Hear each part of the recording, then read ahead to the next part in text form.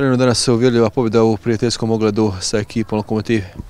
Pa je, odigrali smo jednu jako dobru utakmicu, bili su dečki rastrčani, kombinatorni, ajmo reći, igrali smo isto kao što igramo u ligi, naš način i stil igre, probali smo staviti Lokomotivu pod pritisak da imamo kako će to izgledati protiv jedne ozbiljne momčadi, otvorili smo dobro dva brza gola, ajmo reći, i tako da je sve na kraju išlo na naš mlin.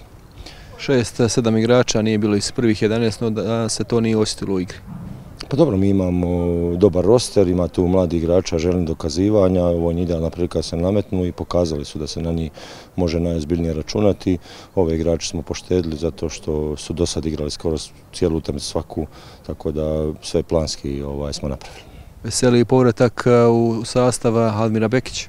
Pa naravno, evo, prošlo je skoro 2 mjeseca, malo manje, to se tako zakompliciralo, nema veze, Beka kad je zdrav, on je jako ozbiljan u našem rosteru igrač, tako da svaki igrač koji sad je na dispoziciji jako dobro došao.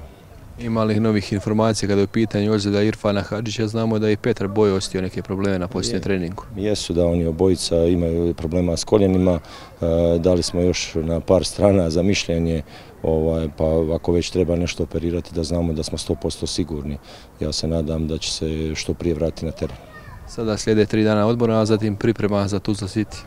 Tako je, 3 dana odmora, pošto iz one utakmice s Radnikom nismo ništa davali, u ponedjeljak se okupimo i onda kreće priprema za Tuzlu City.